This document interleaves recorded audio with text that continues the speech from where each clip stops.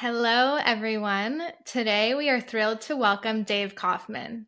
Dave is the president of Empowering Small Business, an international business coaching firm, a top 100 keynote speaker, author, and an expert in human relationships. He was handpicked by the Ziglar family to carry on the legacy of Zig Ziglar. Dave is also a master trainer, 1 in 10 in the world, of the DISC model of human behavior. Through his speaking, Dave has helped thousands of people perform at higher levels in communication and sales and bring meaningful change to their relationships. Dave, welcome to the show. Thank you so much, Lauren. It's a pleasure to be here. Oh, I'm so excited. We originally met at Jim Cathcart's dinner in San Diego last month. So I want to shout out to Jim and all the other amazing individuals that were there that night. Yeah, Jim is an amazing person. He's spoken at a lot of my events. I consider him to be a mentor, but also a great friend. I do too. And something that was really cool is the location we had dinner at. I'm blanking on the name, but he had written one of his books in the restaurant. Yeah, the Acorn Principle, and I'm blanking on the name too, but the food was good. I It remember that was. really, really good. It was. Well, over to you. Not everyone has a linear path to becoming an entrepreneur, speaker, author, high ticket coach, especially one flying around on their own plane, as you do. So, talk to us about your beginnings and the path you took to get to where you are today.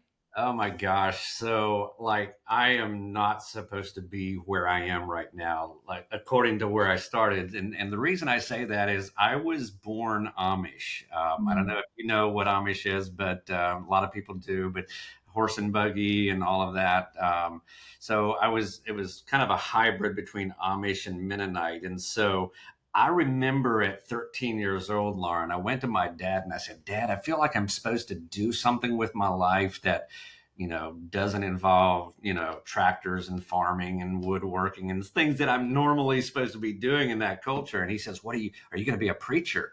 And I said, I hope not. I mean, that's not what I was thinking. And he said, well, describe that feeling that you have. And I said, at 13 years old, there are people going this way, and my job is to help them go this way. In other words, shift to transition, to help to, in the transportation business, like Zig Ziglar used to say, we help people get to where they want to be from where they are. Mm-hmm. And so my dad said something that I consider very wise to me at 13 years old. He said, son, always walk towards that feeling.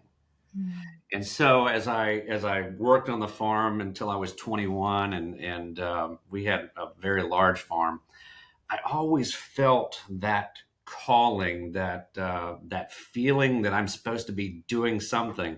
Even after I got into sales, and at 21, I moved away and got a job as a salesperson because I knew I wanted to be around people, and that feeling was still there, even though I felt very fulfilled on what I was doing.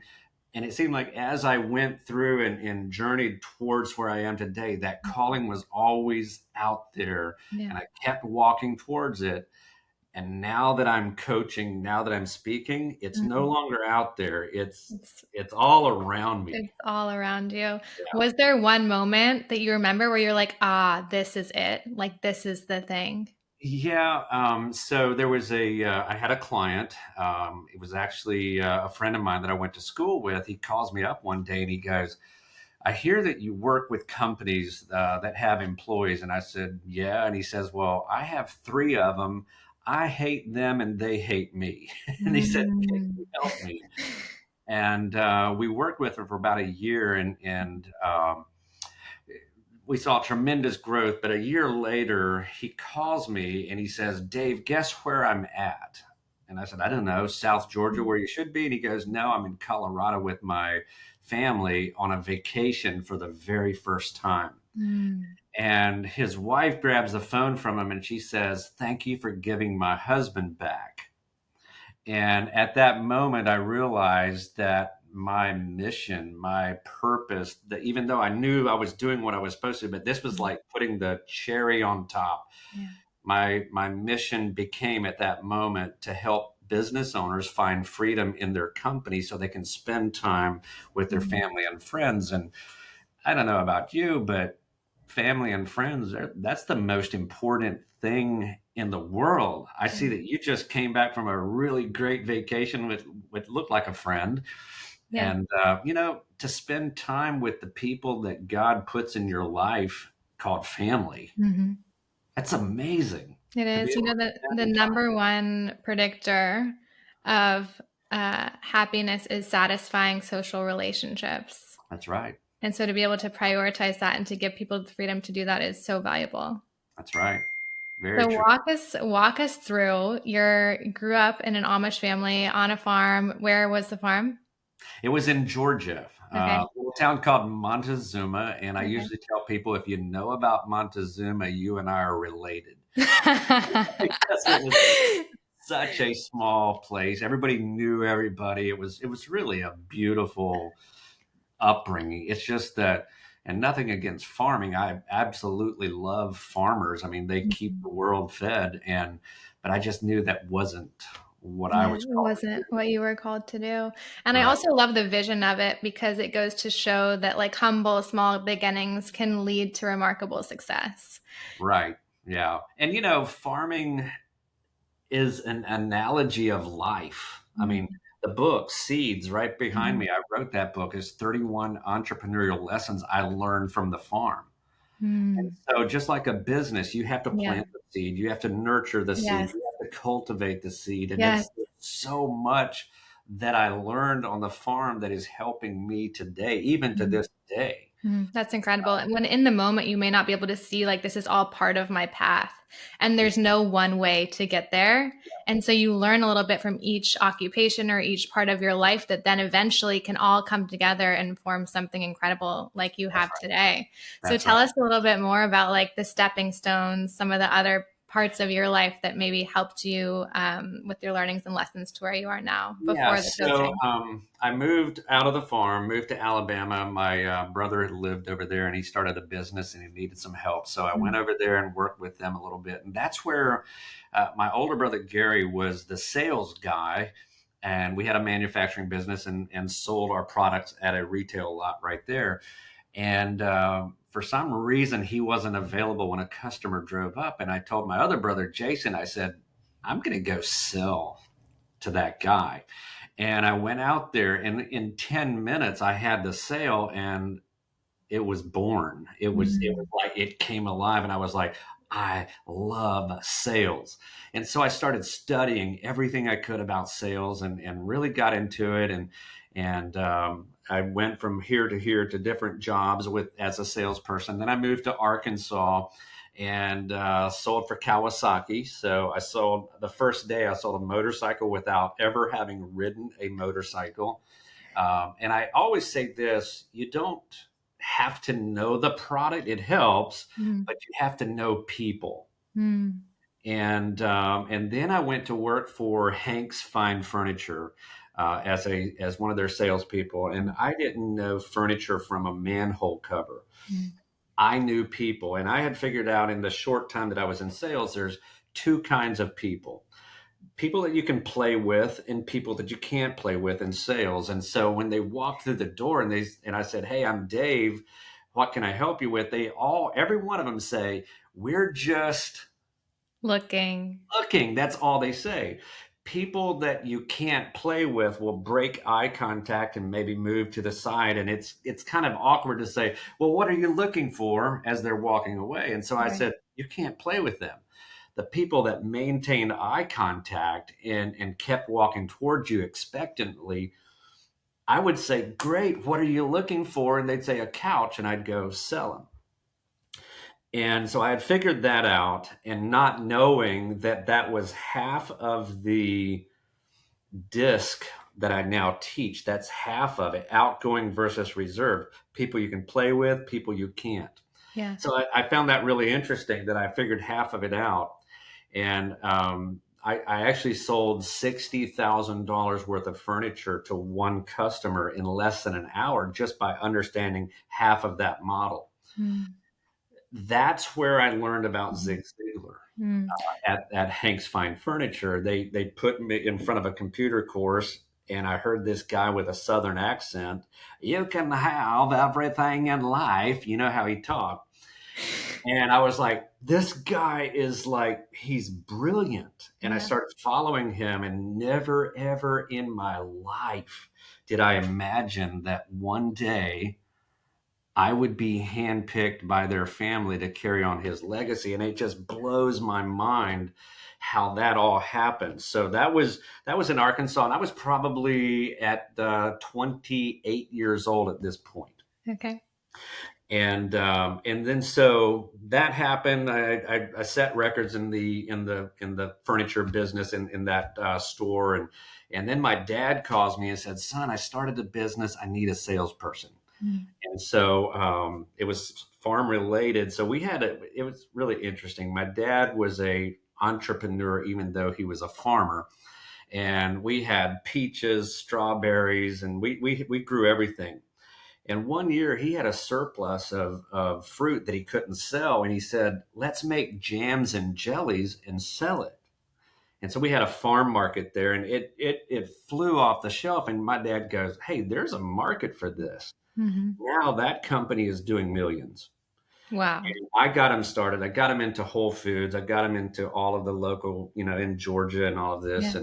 And so that was, I just kind of went where the doors Hmm. opened, and one thing led to another, and I moved to Florida for another sales position, and that's where I started my first company. And this is where I went from sales to entrepreneurship, starting my own company. And you're going to freak out when you understand what kind of company it is, because I I freaked out when I first had the thought that I could do this. It still is. I own it today. Wow. It's a high-end residential cleaning service. Oh, glamorous. So you got to Yeah. picture this farm boy from Georgia turned Hmm. salesperson. And so there's a little bit of like, I'm wearing cowboy boots right now. I'm Right. country. I love the country lifestyle. What are my buddies going to say? And I was still not married at this point. What are my buddies going to say when they realize that I'm starting a cleaning service? And they're back there putting roofs Right. on houses and farming and all. And I was Mhm. like, I battled that for a long time Yeah. but I was going across the Ringling Bridge here in Sarasota, and this little smart car with a cute chick comes flying up beside me and passes me. And I notice on the side of her car, it says professional dog walking. Mm. Now, you got to understand, I had just moved from from Georgia in the Mhm. country to Sarasota, Florida, where it looks like everyone's a millionaire and everybody has a nice car, everybody Mhm. has a nice house. And I see this girl with a like a sign or professional dog walking. And we love our dogs, but they walk themselves in the country. Right. And Right. I'm like, if he can make a living walking people's dogs, I can clean a house, because I already had this thought that there's a lot of houses here that need services. And I said, I can do this. Mhm. So I started my first company called Got a Maid. I always liked that commercial, Got Milk, have the Yes. mustache. I Yeah. just, I just always liked it, Got Milk. And so I was like, Got Made. Well, that doesn't sound right. Got It Made. And I searched for it. And in California, there's a maid service called Got It Made. I said, well, I can't do that. And I said, Got a Maid, question mark. Yeah. Like I'm asking a question, got a maid? Right. So we launched it, and I was working as a salesperson, and launched the company. Got 3 or 4 employees, hired a manager, and was just kind Mhm. of working on that in the evenings and after hours. And then I met my wife. We eventually got married that same year that I started my company, and that was in 2008. So I don't know. Do you probably remember what was happening in Yes. 2008? Yes. Housing crisis. Yes. Yeah. And I lost my job, and my wife lost her job 2 weeks later.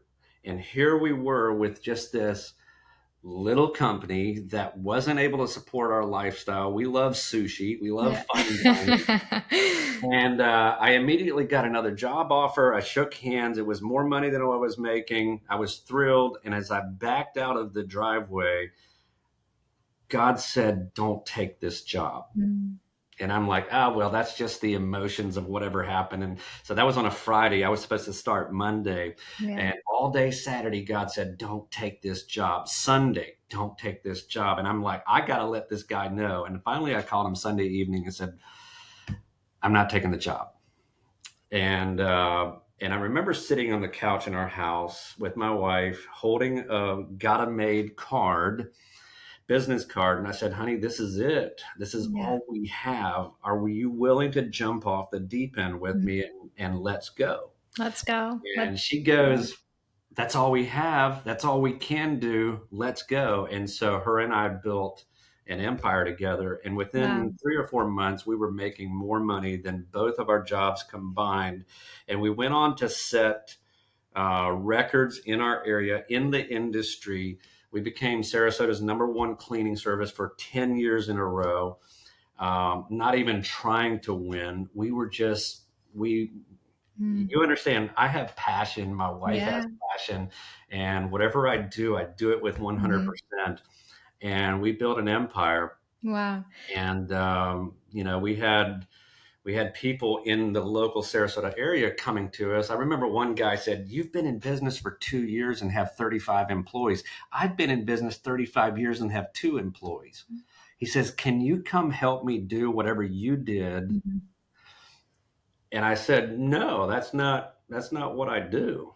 And by then I had started some other companies that started with Gotta. We started a Yeah. taxi service, Gotta Taxi, Gotta Limousine. I was going to start Gotta Plumber and have a Mhm. whole plethora of service companies under that brand and then franchising. Yeah.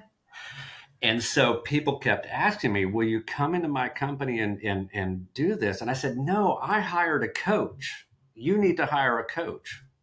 They said, "Well, They we want said, you to "We be want my." you to be our coach." Yeah. Yeah.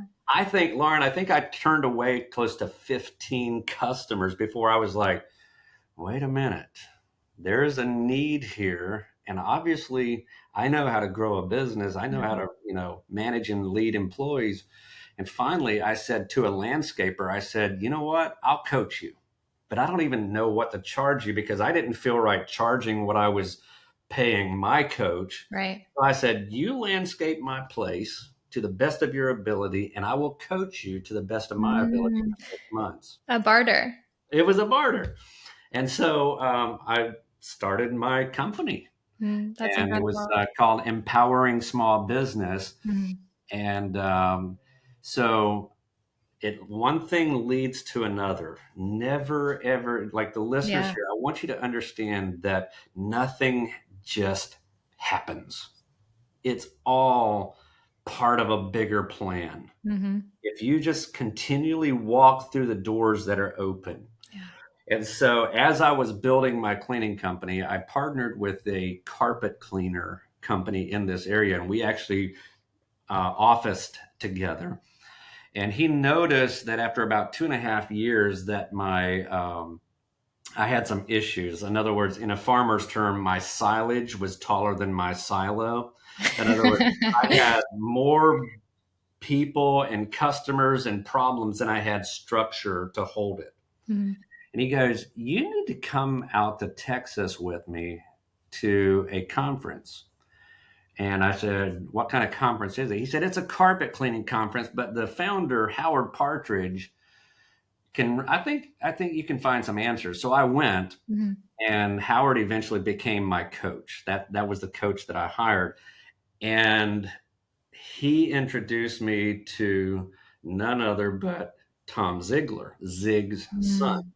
Mm. Okay. Zig was still living. He passed away in 2012. This was in 2009, Mhm. 2010. And so I met Tom and we became really good friends. Just we'd see each other at conferences, and I was starting to speak a little bit and things like that. And I'll never forget at a Howard Partridge conference in Destin, Florida. It was after this was 2013, so a year after Zig passed away. And I had gotten to meet Zig personally during that time. Tom comes up to me. Actually, my wife and I were in a hot tub there at the resort where the conference was. And he says, "Can I join you?" in a Texas accent. And I said, "Of course." I said, "But I have a question." And the question was, what gave your dad magic? In the speaking world, everyone knows Zig had magic. Mm-hmm. And Tom thought a little bit as he was in the hot tub with us, and he goes, I think it was because he was relatable. And he said it in the Texas thing. And if I can do it, you can do it. So I Yeah. started thinking about all the talks that he's given, and that's what his message was. Mm-hmm. If a boy from Yazoo City, Mississippi, like him, non-educated, can do what he did, then you can. You're unlimited. Right. And so he gets out of the hot tub and he says, "Well, I actually have a question for you." And I said, "Yeah." He goes, "I've been watching you. We've been listening to you, and we want you to represent my dad's legacy. Would you be interested in that?" And I'm going, let me think about that. Yes. But, like, okay, all these thoughts, like, how is this going to Yes. change my life? How is this going to, like, is it going to propel me into the public space more than what I was ready? And so I Mm-hmm. said, can we go to dinner, my wife and I, and talk about it before we give you a solid answer? And he said, of course. So we go across the street to a PF Chang's, Mm-hmm. and we had a nice meal, and we basically agreed that we would do this. And then they brought us the fortune cookies. Okay. Not that I base my life decisions on fortune cookies, but I broke mine open and I just started crying. Oh my gosh, what did it say? And I wish I'd have brought it here. It's at my desk at my house. I plaqued it. Yeah. It says, "You will have the opportunity to impact millions of lives." I have chills. Right? Yeah. I called Tom. Tom answers yes. And I sent him a picture. My fortune cookie test out with the yes. And so, and then I Wow. remembered 13 years old, God giving me this feeling of people are Yeah. going this way, and it's my job to help this go Mhm. this way. I don't know if I've helped a million people yet, but I know it's in the thousands, and I Yeah, know eventually it's going to be in the millions. I know it's it going to is. be quarter of a million. I know it's going to, Yeah, because when you're called, you're called. you're called. And when you start following the path that you're called to be on, all of these little experiences and moments and signs start happening, just like you're saying. And Yeah, it's really incredible to yeah, hear. yeah. And so here I am, immersed in the cleaning industry, and basically at the top of that mountain, and broke every record in the industry. And all of a sudden now I'm squeezed through what I felt like was a really tight portal, and now all of a sudden here is this whole other world that I'm Mhm. like, I know nothing about what I'm about to jump off into. Right? That's a scary, scary moment when you realize I'm leaving what I built into something that has the potential to be, much bigger than what I'm used to. Hmm. And I remember going through probably 2 to 3 years of feeling totally like a fish without water, or swimming with socks on, Yeah. and just feeling like, I don't know what I'm doing. Why am I doing this? Mhm. Even my brothers calling me and said, Dave, why would you be leaving the security of that company and going to do this? Mhm. Yeah. And I said, I don't know, other than I just know I'm supposed to do this. Yeah. The uncertainty and the fear of the unknown and in starting something new, what were some of the limiting beliefs you maybe were having in that time, and how did you overcome them? Okay, so growing up Amish and Mennonite, back then they only went to the eighth grade, I can't believe that. right? So that's it. I got out of the Yeah, eighth grade, and my dad said, at least go get your GED. right. So, like, literally 2 days after graduation, I Yeah. went and got my GED, Oh my passed God. it. And you got to understand, the eighth grade was equivalent. Our eighth grade was equivalent to the state's 12th. We consistently scored higher than the state Okay. average. So it was a very advanced eighth grade. It was like, I mean, let me tell Yeah. you, those Amish teachers. You're But on it. you were still what, 13, 14 years old? Yeah. Yeah. Wow. Yeah. And so, that was a big thing. First of all, every man has this question. I don't know if your listeners know this, but every man is constantly asking this question. Do I have what it takes? Even the billionaire that walking down the street is asking this question. Do I have what it takes? Is it really, do I Mhm. have what it takes? Yeah. And so I had the normal amount of that plus non-educated Right. farm boy. Who's going to listen to a farmer? Who's going to Yeah. listen to an uneducated Amish kid? And so that was and even still is, if I'm totally Right. honest, that is still a Yeah. little bit of a like, Mhm. hey, who do you Mhm. think you are? That Yeah, ego in our mind saying, who are you to do this? Who are you yeah, to share this message with the world? What will people think of you when you share it? that's right, that's Yeah. right. And did you have Zig Ziglar's voice in the back of your head saying, if I did this, you can too? I probably would not be where I am today without that Mhm. voice and without Yeah. understanding, hey, Zig was a lot like I am, you know and so he wasn't a highly educated man. And so I have a quote. So I don't have a lot of education, formal education, Mhm. but I have a lot of what I see that a lot of people don't have. And I made a quote about it, and it's this: education will never find your passion, but passion will always find your education. Mm. I would much rather hire a person that has passion than Yeah. a person that only has education and no passion. Yeah. Because, I learned so Mm. much because of my Mm. passion. It pushed me into places and circumstances and courses and mentoring. And like, I can't tell you the amount of money I spent being mentored Mhm. by some great people. I have a wall of gratitude over here. Zig's on it, Tom's on it, Howard's on it, Dr. Robert Rome's on it, Yeah. Ron Klein, the inventor of the magnetic strip on the credit card, an amazing person that mentored me, and Mhm. actually, Myron Golden.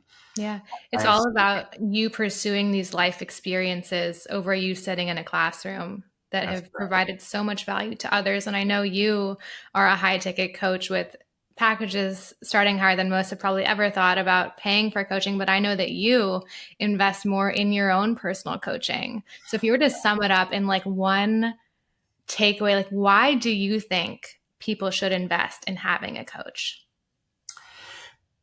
Interestingly enough, at 2 o'clock, I'm doing a podcast, my own podcast, and it is 10 Reasons Business Owners Hire a Business Coach. I had no idea you were going to ask that question.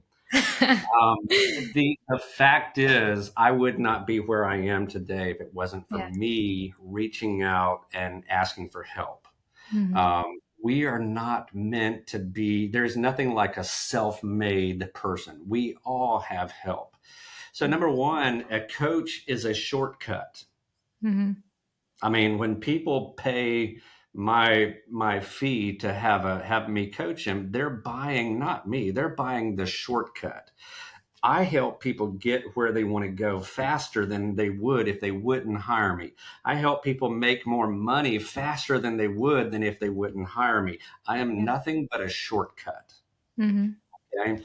And so that's number one. That's the Yeah. key to being successful. If you want to do what other people did, you have to be Yeah. around and learn from the people that have already done Yeah. it. At the top of his game, Michael Jordan had not one, two, three, four, or five, but he had eight coaches. At the top of his game, when he was the absolute best, he had eight coaches. Mhm. Tiger Woods, before any major tournament, he made sure that he had 1,000 touches with a golf ball in a club before the game. Mhm. You got to put your reps in. You got to have help. You got to Yeah. reach out. People know more than you do. Yeah. And here's what surprises a lot of people about me. So my highest program that I sell is 75,000 for 6 months. Mhm. I made a promise that every year I have to spend whatever is my highest ticket value. I have to spend on my education. Okay. Your So I own spend investment. Yeah. minimum of 75,000 on my Mhm. input. Yeah. And so I'm a coach, but I still have coaches. I Mhm. still am being mentored. Yeah. I'm going tomorrow to Oklahoma to help run a mastermind, and I'm going to be filled. So And incredible. so you have to ask for help. Have to. It's been what's moved the needle in my business the most is asking for help, bringing on mentors, getting different opinions on what I'm trying to build because you have blind spots too. And for Yeah, people who have already done it, they're going to help you get to the next level so much more quickly.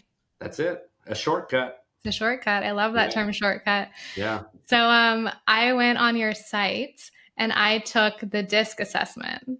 Oh, cool. Yes. So I want to talk about that. And I want you to tell us a little bit more about the DISC model of human behavior and like what the DISC stands for. Sure. So I'm going to give you a backstory. Okay. So I got to know the Ziglar family, and they're the ones that introduced me to DISC Okay. and to their friend, Dr. Robert Rome, who is the world's leading authority on DISC. Mhm. And so I started following him, and I was like, hey, he's in Georgia, where I'm from.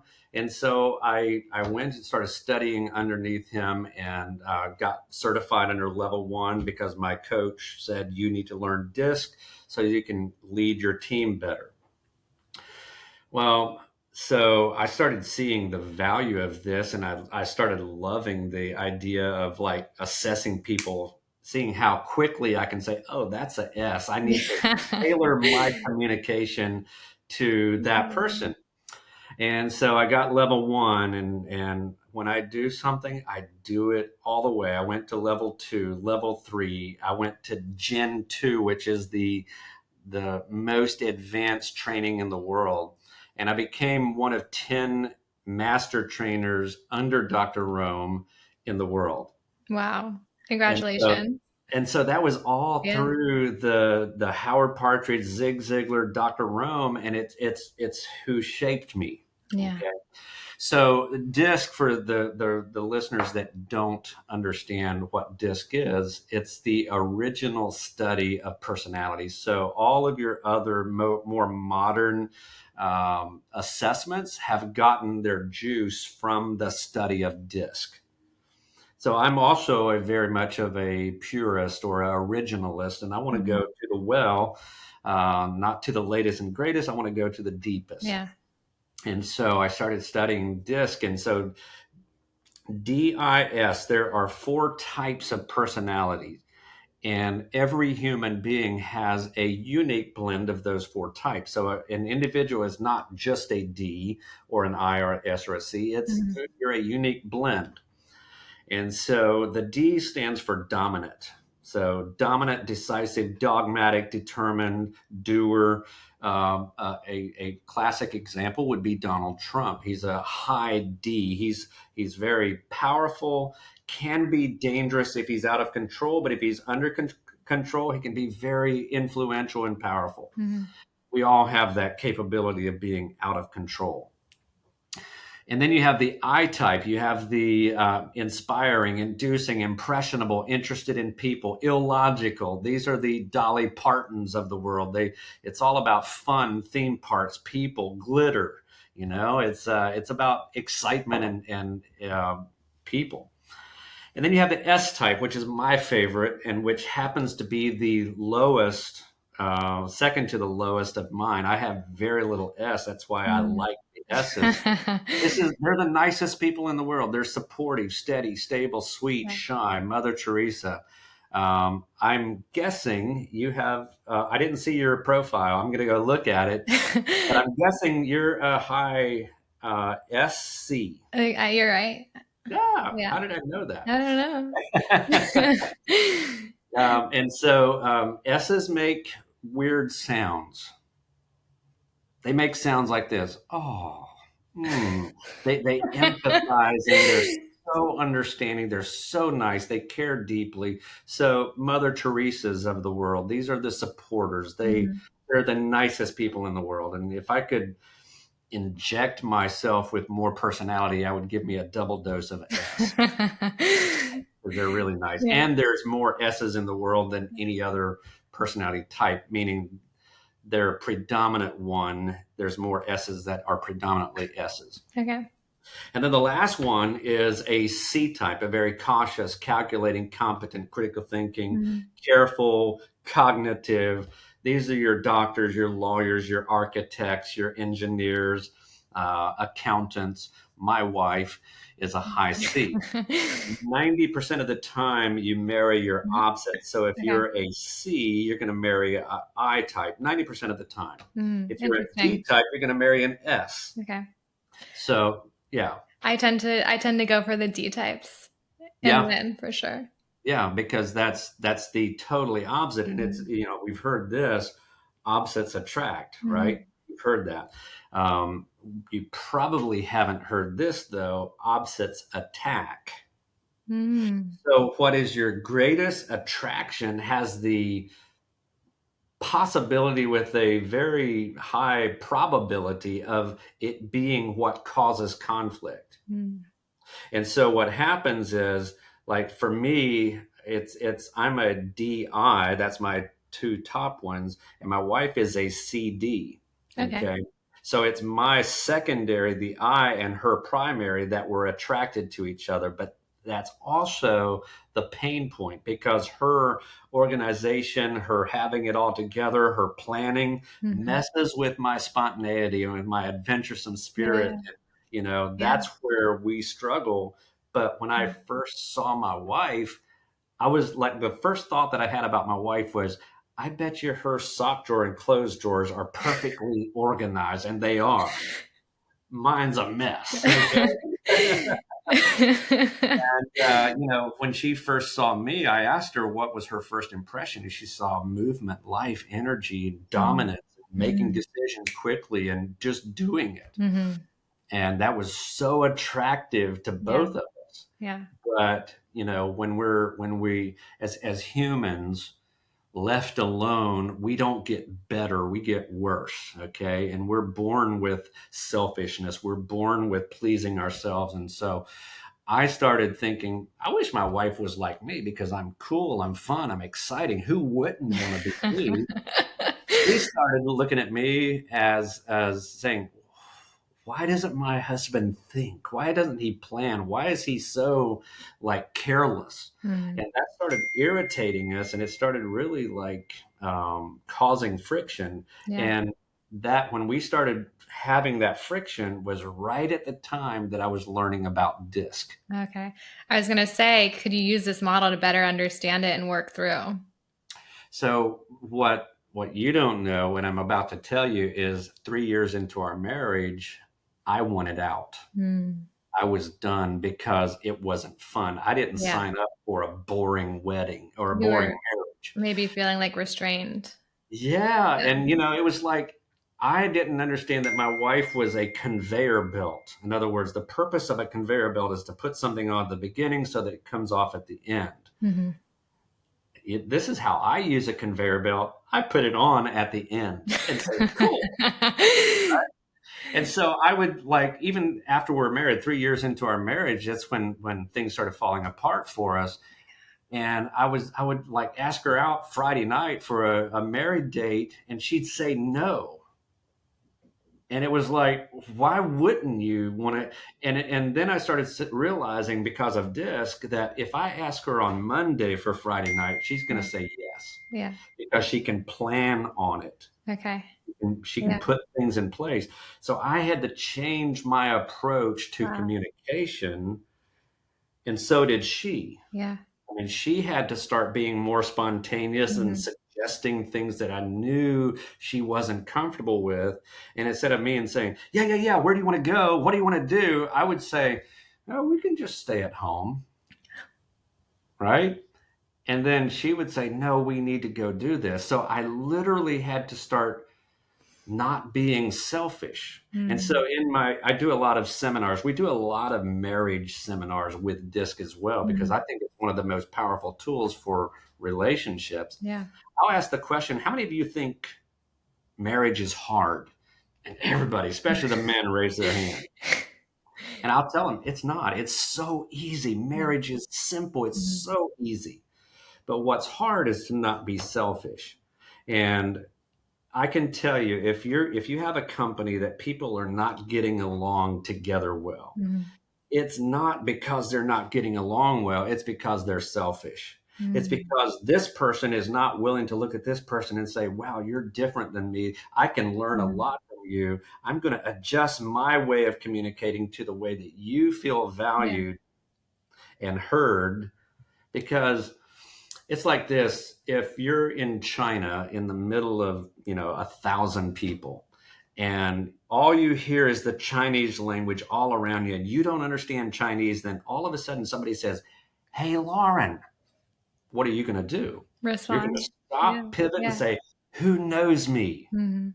You're going to feel Mhm. valued, heard, because they spoke your Mhm. language, and personality is nothing but a language. Yeah.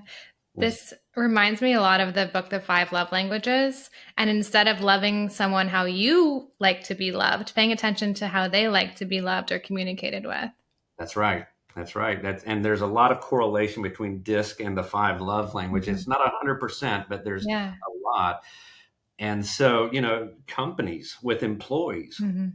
if we learn to speak each other's language, and it's not fair for me to communicate out of my D-ness that I am, the high D that I am, to you, knowing that you're an S. Mhm. So I'm gonna slow it down. I'm gonna be more considerate. My facial expressions are gonna change when I know I'm talking to an S. I'm gonna make more weird sounds, right? Same way when you communicate to me Mhm. with more of a D type, it makes me feel valued and heard when you're able to, Be more be direct. more solid and Yeah. say yes. Don't say words like maybe, kind of, should have, would have to a D. You guys as S's love it. That will sell you, but I won't buy from a person that says, yeah, I kind of think this is the product for you. Right. I believe this is Kinda? for you. Yeah. Yeah. I would rather people be wrong and confident about it than Mhm. to be right and unsure. Yeah. That's messed up, but No, that's how a D thinks. I'm with you. I'm working on being more direct, and it's been great for me to be more direct. Yeah, yeah, Yeah. yeah. And so the direct people need to work on being nicer. Mm. And Yeah. so it's about laying down yourself and valuing the person in front of you. That's Mhm. the message of DISC. And I've been around a lot of DISC trainers that don't Mm. teach that fundamental principle of this is DISC. DISC is not a study so that you can hold up a sign and say, hey, I'm a D, get out of my way, I'm coming through. It's so that you can hold up the sign and say, I'm a D, but that really doesn't matter. Who are you? Mm. How can I communicate and relate to Mm. you? And you're going to have so much more influence, so much Yeah. more impact Yeah. in the people you lead when you understand that simple principle. Mhm. I could talk about this for hours. Oh, It's I could yeah, too. I geek out on it. Since we have limited time, I want to switch gears and talk about purpose because I heard you say something that really stuck with me. And it was that pursuing our purpose is more important than finding it. Mm, yeah. So I help companies define what I call their MVP, mission, vision, and purpose. And I believe as a company, you can definitely know what your purpose is for a company. My Mhm. purpose is to help business owners find freedom so they can spend more time with their family and friends. That's a definite. Mhm. But when it comes to a personal purpose, I'm a believer. I believe that God created us and that God is much more powerful than I am. Yeah. I believe that He has a purpose for me. And for me to definitively say, I know what His purpose is for me, Mhm. would put me on an equal plane with Him. I would Yeah. know what God knows Yeah. for me, and I don't. Mhm.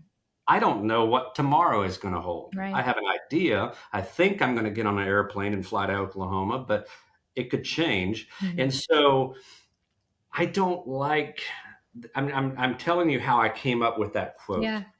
I don't feel comfortable when somebody says, I know why God put me on this planet. I think we can know a lot about that, but to Mhm. definitively say, I know what God's plans are for me, Mhm. I'm gonna tell you, God's much bigger than we Yeah. are. And there's a reason why we don't name our children God. It's Mm. because there's only one. Mhm. And so that's why I came up with a quote.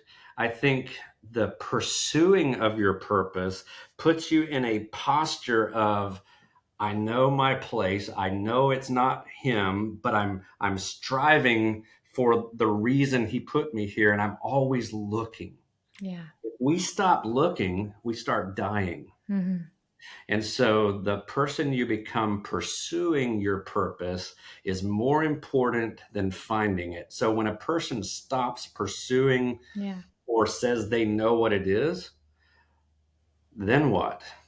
And what are your tips? Say our listeners say, like, I have no idea even where to start. Like, I don't know what my purpose is. I don't know how to start pursuing it because I just feel lost. Yeah. Ask yourself this question.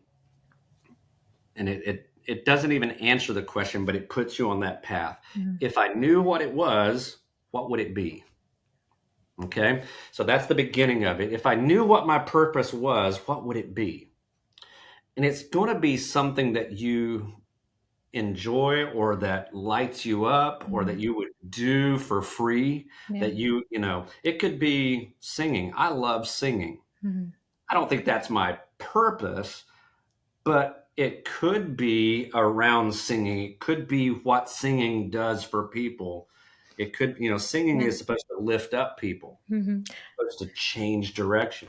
I'm soon envisioning you on stage giving a motivational talk and then ending it with some singing. Hey, yeah, yeah, it can happen.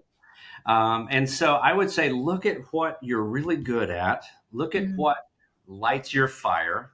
Look at what, yeah. Or here's another question to ask to put you on this journey. If I could permanently change the state of blank, Mhm. what would it be? And your mind will fill in the blanks. Yeah. And here's the thing, it's okay to not know your purpose. Mhm. I still don't know my purpose in its totality. And I think the only time that I will is when I'm in heaven, Yeah. when I'll be able to say, of Yes. course. I think that's going to be my first words when I get to heaven. I'll be like, of Yeah. course. It all makes sense now. And It bringing it all makes back to the beginning when you were just saying you kept walking through the doors that opened for you that you felt called to sense. walk through. Yeah, yeah. And so maybe our purpose is to seek his purpose for us, Mhm. which means just be open. Yeah. Just be open to, if that door opens, walk through it and Mhm. don't overthink it. Right. If God doesn't want you to walk through a door, he's big enough to close it. Yeah. And Yeah. so I think, it's just an understanding that he's bigger than I am Mhm. and he's got me. Yeah. You Faith plays a huge role. It really Yeah. does. It really does. Mhm. Well, Dave, as we wrap up, is there anything you'd like to leave our audience with today? I love quotes, and I have a whole Facebook page dedicated to just my quotes. I think there's over 200 quotes on there. So I'm gonna pull a quote out. Let me think just a tad. Here it is.